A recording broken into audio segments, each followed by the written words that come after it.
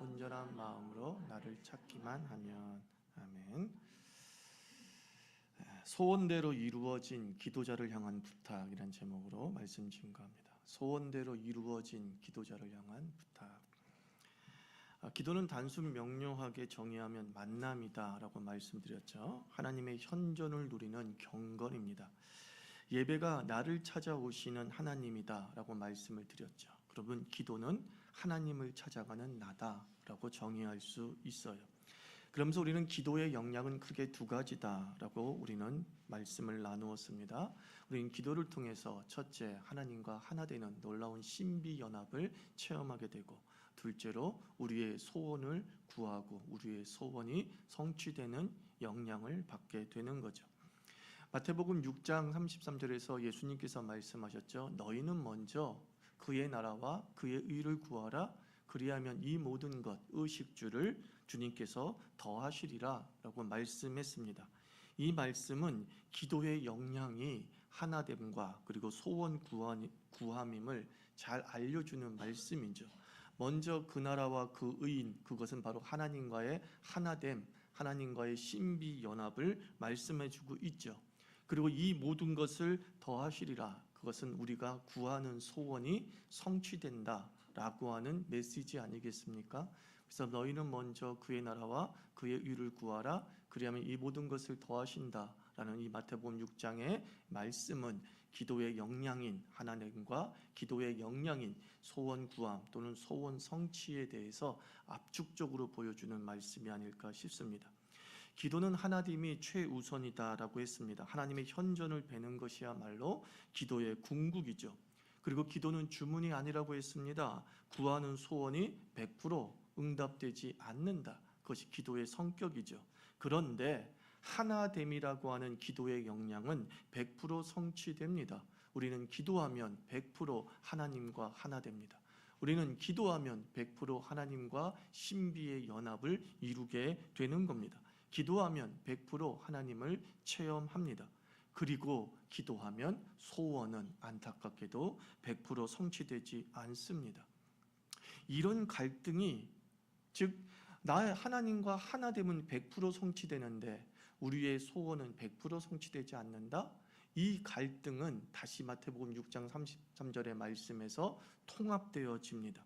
자, 먼저 그의 나라와 그의 의를 구하라 라는 말씀은 100% 우리가 하나됨을 이루게 되는 것을 이야기하고, 그리고 이 모든 것을 더하신다라는 이 말씀은 또한 100% 너희의 의식주의 소원이 성취된다라는 말씀 아니겠습니까?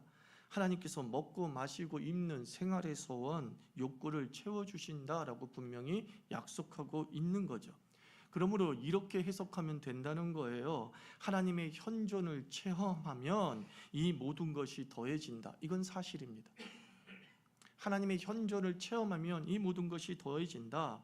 하나님을 체험한 이는 이 모든 것을 더하시는 하나님을 확신하고 신뢰하게 된다. 이 말씀이에요. 그리고 그 생활의 소원을 이루시는 과정과 방법을 온전하게 하나님께 내어 맡기는 거죠. 그리고 마침내 하나님의 현존을 100% 체험한 사람은 이렇게 찬송하지 않습니까? 그 어느 것 하나 주의 손길 안 미친 것 전혀 없네. 100% 응답됐다고 얘기를 해요. 누가? 하나님의 현존을 체험한 사람은 자신의 인생에서 그 어느 것 하나 주의 손길 안 미친 것 전혀 없다면서 나의 소원도 100% 응답됐다고 이야기를 합니다. 내 삶에 당연한 것 하나도 없던 것처럼 모든 것이 은혜였소. 하나님의 현존을 체험한 사람은 당신의 소원도 100% 응답됐다고 간증하더라는 거예요.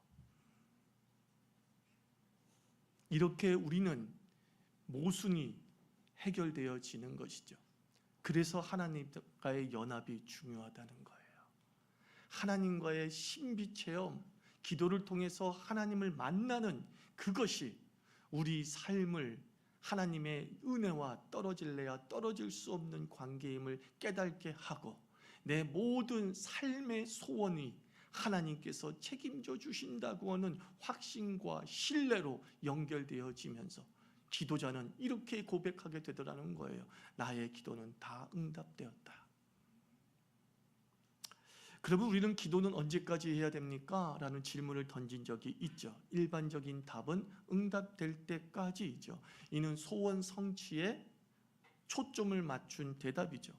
기도는 만남이면서 하나님의 하나됨의 신비에 도달하는 것에 초점을 맞춘다면 기도는 언제까지 해야 하나요? 라고에 대한 대답은 항상 기도하라 라는 것이죠. 소원에 대한 하나님의 응답의 기준을 우리가 알 필요가 있어요. 아니, 우리가 소원을 구하는데 대체 이 소원은 하나님께서 어떤 것을 응답하고 어떤 것을 응답하지 않는 것처럼 보이죠. 그때 우리는 도대체 하나님의 응답의 기준은 무엇이냐라는 거예요. 하나님은 내가 구한 대로 응답하시지 아니하고 하나님은 하나님의 뜻대로 응답하십니다. 이것이 하나님의 응답의 기준이에요. 내 뜻이 아니라 하나님의 뜻, 내 소원대로가 아니라 내 기도대로가 아니라 하나님의 뜻대로 응답하십니다. 그렇다고 한다면 나를 향하신 하나님의 뜻은 무엇입니까? 예레미야서 애가 3장 31절에서 33절 말씀 같이 한번 읽어보도록 하겠습니다.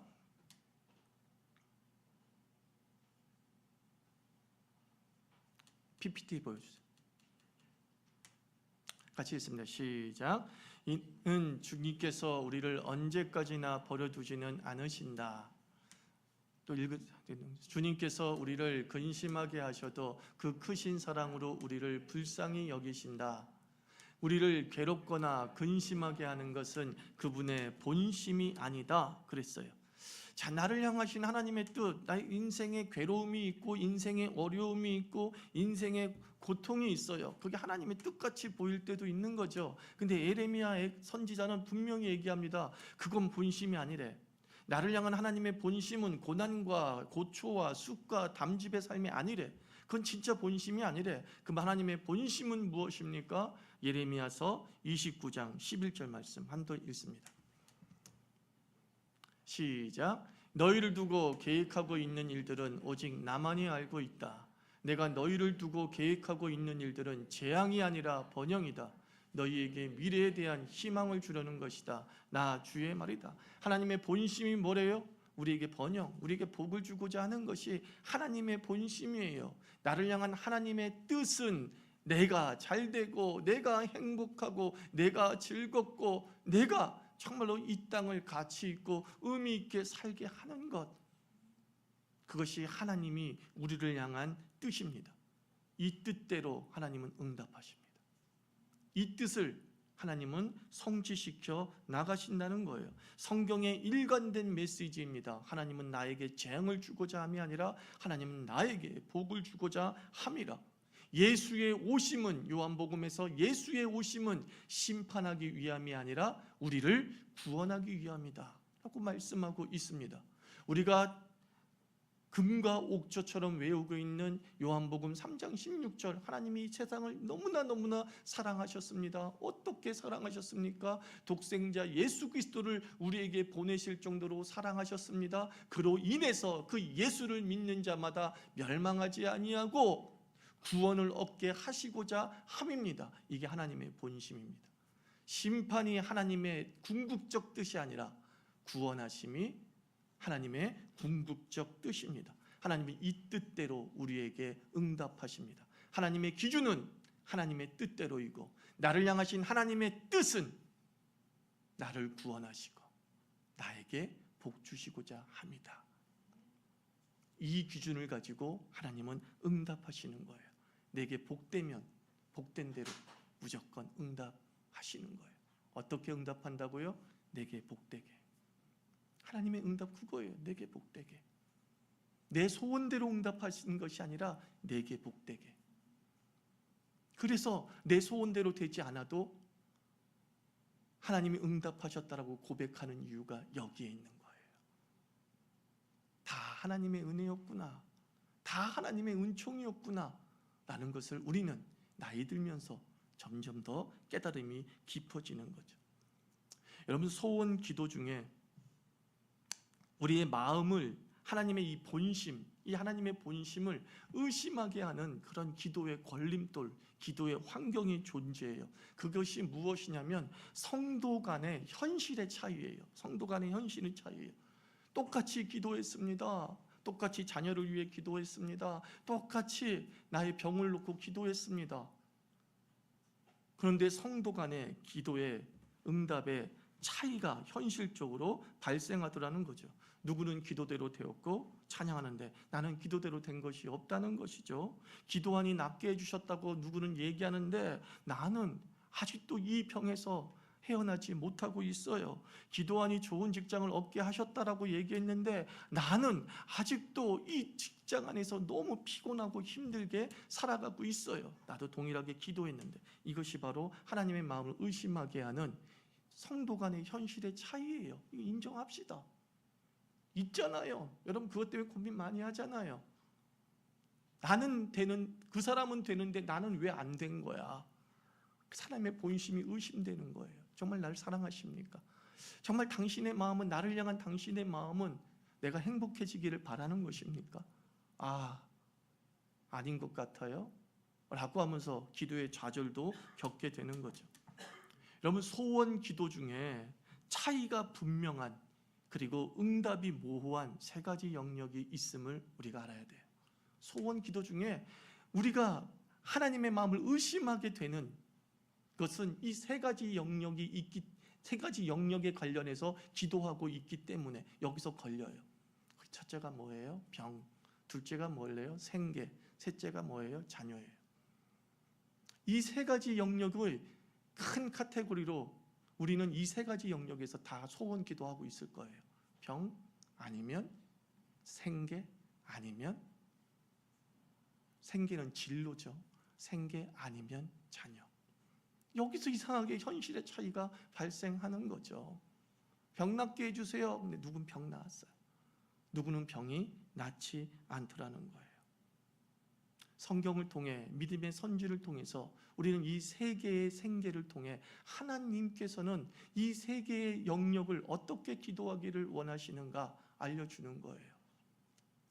병에 대해서는 이렇게 기도하기를 성경은 이야기합니다. 병은, 그래야 우리는 하나님의 은총이 곳곳에 깔렸다는 걸 알게 돼요. 병은요, 지성과 함께 기도하십시오. 뭐라고요? 지성과 함께 기도하기를 주께서 원하십니다. 야고보서 5장에서 너희에게 병든 자가 있느냐? 장로들을 청하여 머리에 기름을 바르고 병 낫기를 기도하라. 의인의 간구는 역사하는 힘이 많다, 치유하는 힘이 많다 그랬어요. 여기서 기름은 단순히 성령을 상징하는 기름이 아니에요. 당시에 그 기름은 약이었다는 거예요. 치료제였다는 거예요. 야고보 사도는 이야기합니다. 너희들이 지성과 함께 기도하라.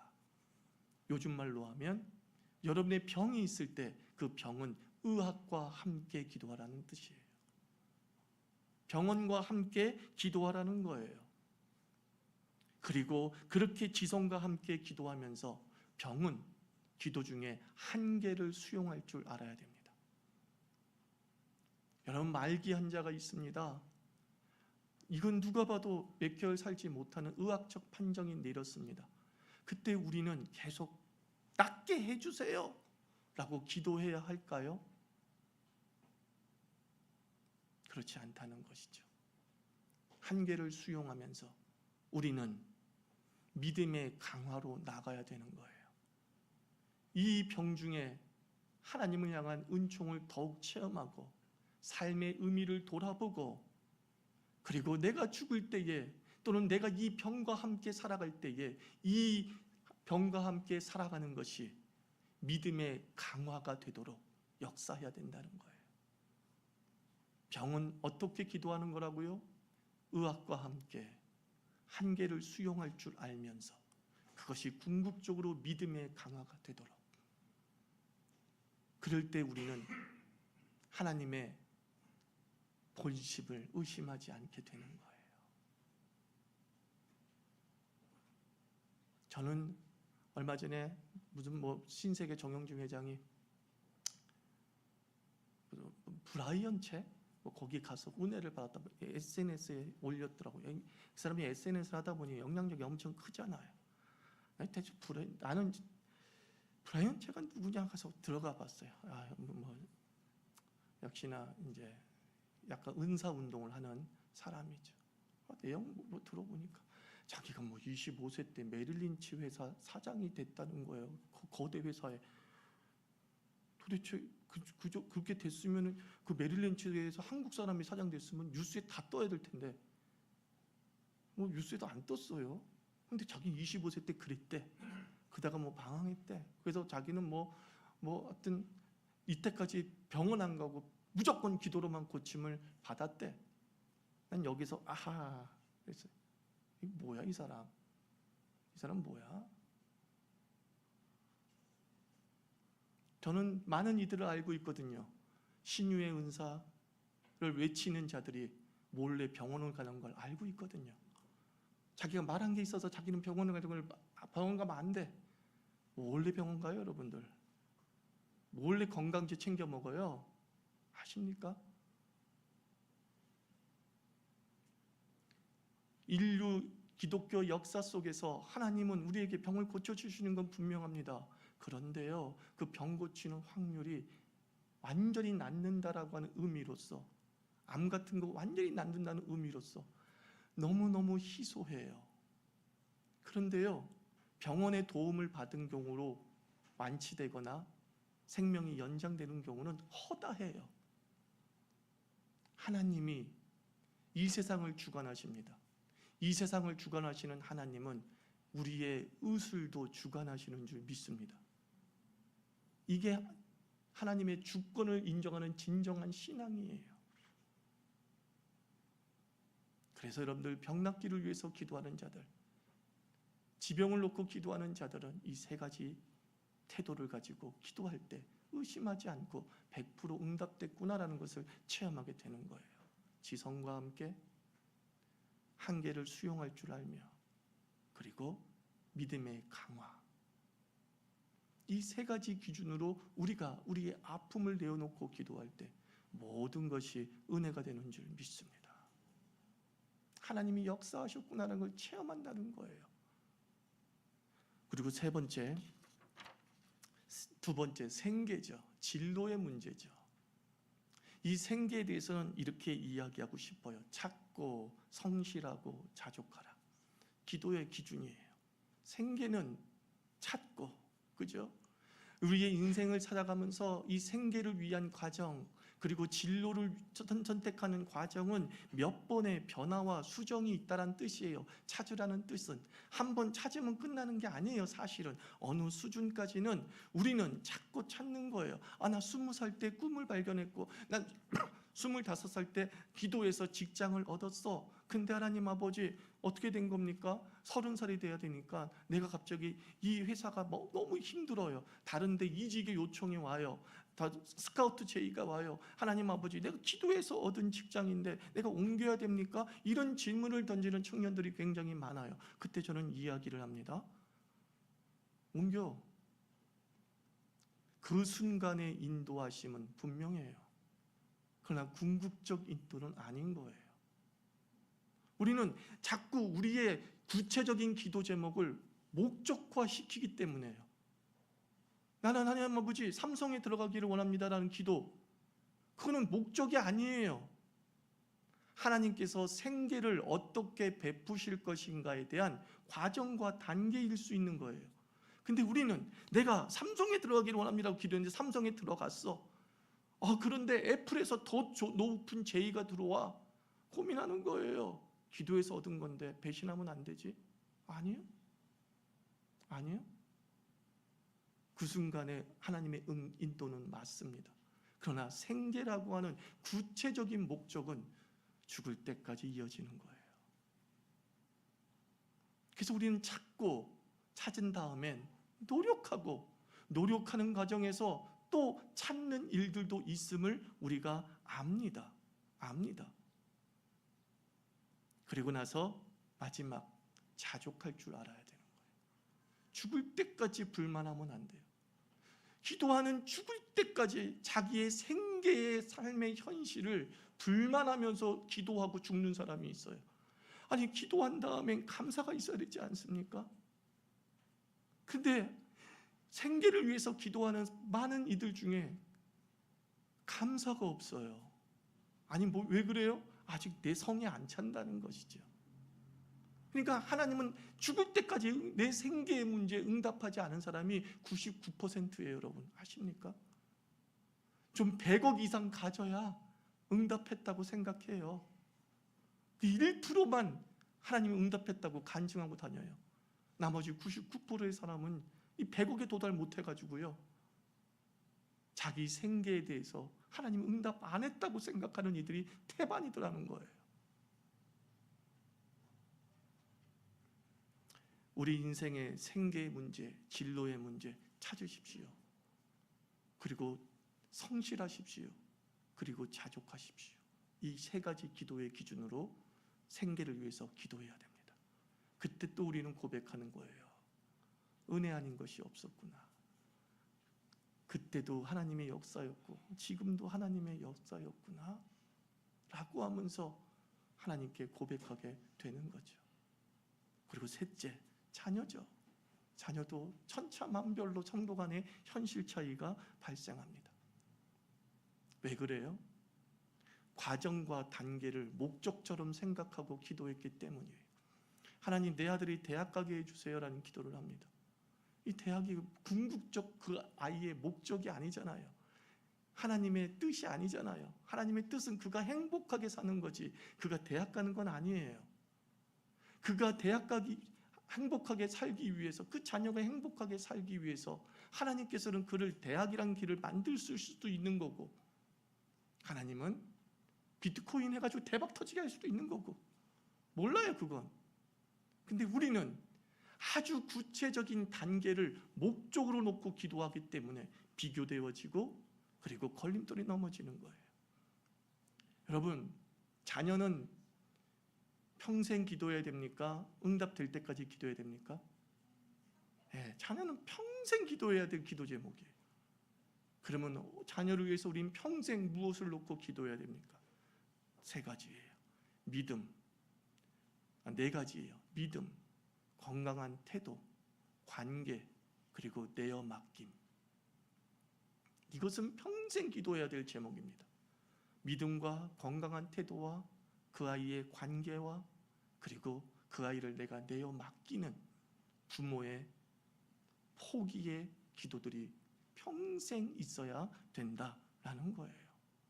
저는 안타까운 게 뭔지 아십니까? 청년 사역하면서 지금까지 많은 부모님을 접하면서 대학 입시 때 부모님들이 금식하며 기도해요.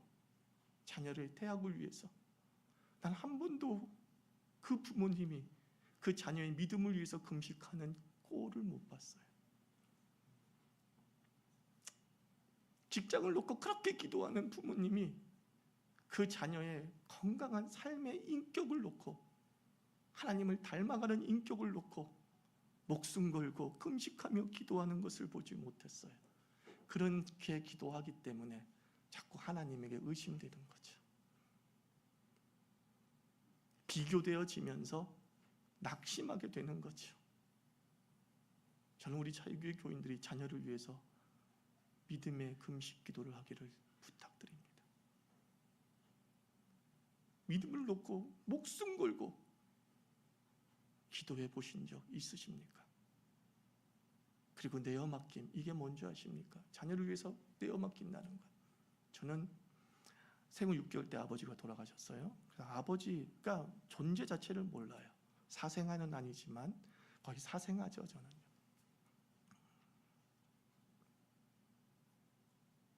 그래서 아버지에 대한 그리움도 없고 아버지에 대한 아쉬움도 사실은 없어요. 그런데 내가 아들을 낳고 딱 나니까, 딸 낳을 때하고 또 아들하고 달라요. 아들 낳고 낳고 난 다음에 제가 갑자기 내가 누리지 못한 아버지를 이 아들에게 누리게 하고 싶은 거예요. 아버지는 항상 존재하면서 뭐 같이 뭐 만들고 뭐 듬직하고 뭐 진로를 열어주고 막 그런 아버지 있잖아요. 그런 아버지가 되고 싶어요.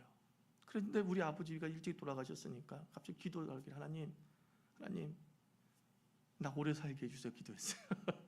하나님, 내 아들에게 아버지의 존재라는 것을 풍성하게 느끼게 하면서 살 수 있도록 내게 하나님 아버지 최소 60까지는, 우리 아버님이 50에 돌아가셨거든요. 최소 60까지 얘가 결혼하고 자녀를 낳을 때까지는 내가 좀 살게 해주세요 라고 기도를 하고 있었어요.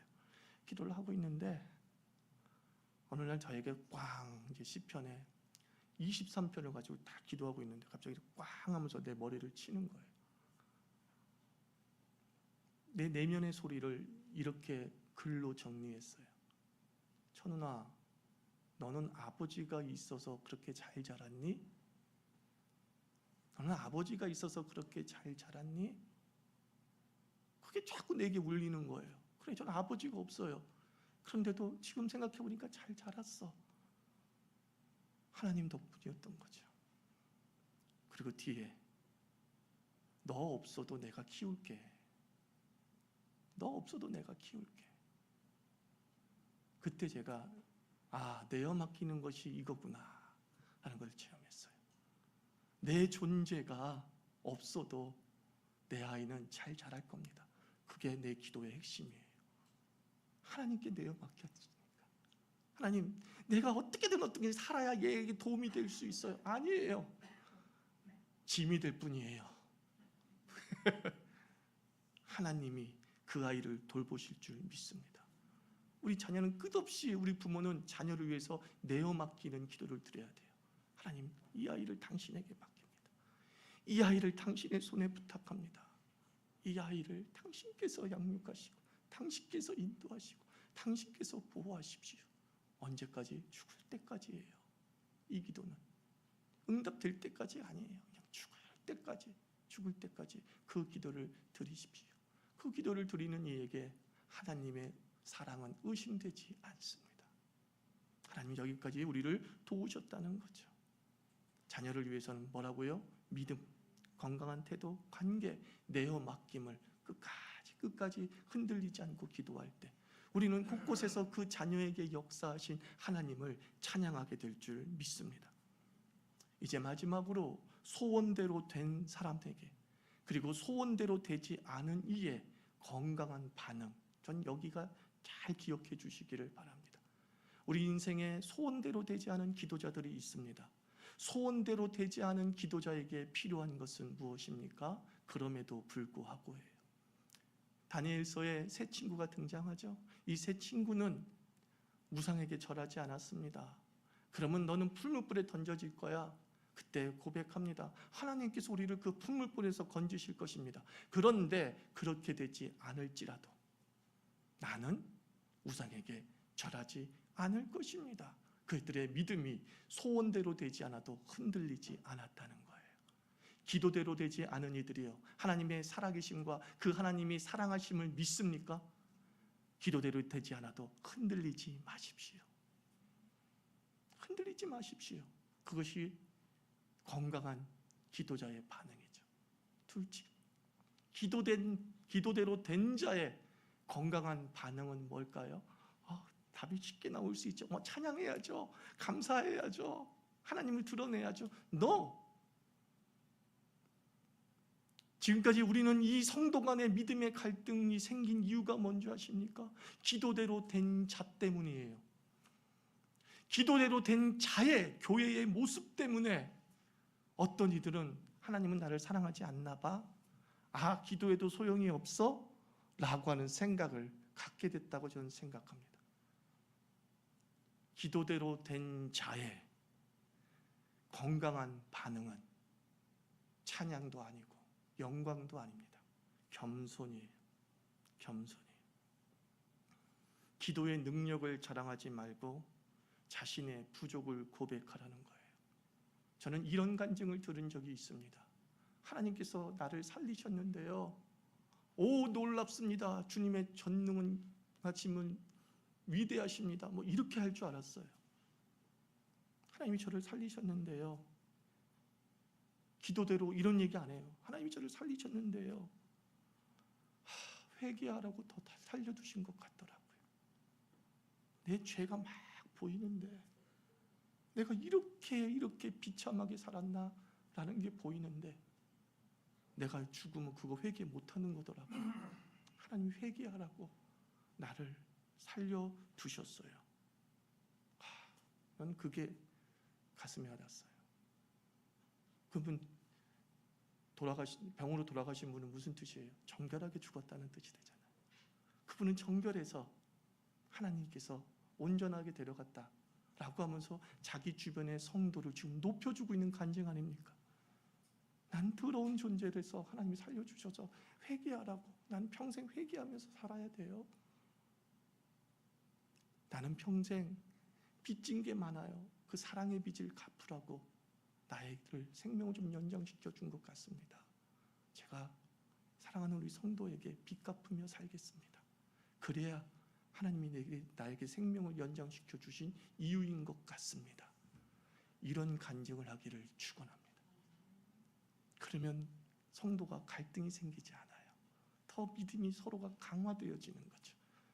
기도대로 된 자들이 기도를 능력을 자랑하지 않고 기도대로 된 자가 내가 얼마나 열심히 기도한 사람인 줄 알아? 라고 하는 그런 거만함을 벗어나게 될 때에 나는 병원 같은 거 가지도 않았어. 다 기도로 고침받았어. 라고 했을 때 얼마나 많은 이들이 그것을 보고 자극을 받지만 좀 지나선 다 좌절하죠.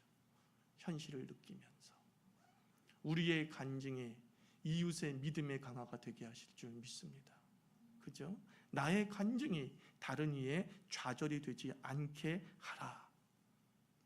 그게 기도대로 된 자에게 제가 부탁하고 싶은 조그마한 소원입니다. 야, 자유교회 수준이 좀 높구나. 자유교회 사람이 간증한 건데 한번 유튜브에 들어봐. 이건 어디서 들어보지도 못한 간증이야. 난 이런 소문 나기를 주의 이름으로 축원합니다. 기도대로 되지 않았을 땐 그럼에도 불구하고 흔들리지 않는 믿음. 기도대로 된 자들에게는 겸손히 이웃의 믿음을 강화시켜주는 그 건강한 반응이 우리에게 필요한 거죠. 이제 마지막으로 우리 예레미야 29장 11절 다 같이 한번 읽고 11절부터 13절까지 다 같이 한번 읽어봅시다. 시작. 너희를 두고 계획하는 일들은 오직 나만이 알고 있다. 내가 너희를 두고 계획하고 있는 일들은 재앙이 아니라 번영이다. 너희에게 미래에 대한 희망을 주려는 것이다. 나 주의 말이다. 그래서 12절 시작. 너희가 내게 부르짖으며 내게 와서 기도하면 내가 너희들의 기도를 들을 것이요 너희가 온 마음으로 나를 구하면 나를 찾을 것이요 나를 만나리라. 믿습니까? 네, 하나님의 본심을 의심하지 않는 자는 항상 기도하게 될 것이고 그 항상 기도하는 대로 하나님께서는 우리에게 당신의 뜻대로 나를 향하신 놀라운 은총의 응답을 날마다 허락하실 줄 믿습니다. 같이 기도합시다. 그렇습니다. 하나님 아버지, 항상 기도함을 통해서 하나님의 존존을 체험하고 항상 기도함을 통하여서 나를 향하신 하나님의 선하신 뜻대로 이루어지는 역사를 발견하게 해주시고 영광 돌리며 다른 이들에게 믿음의 강화를 일으키는 응답자 되게 하여 주시옵소서. 함께 기도하겠습니다. 하나님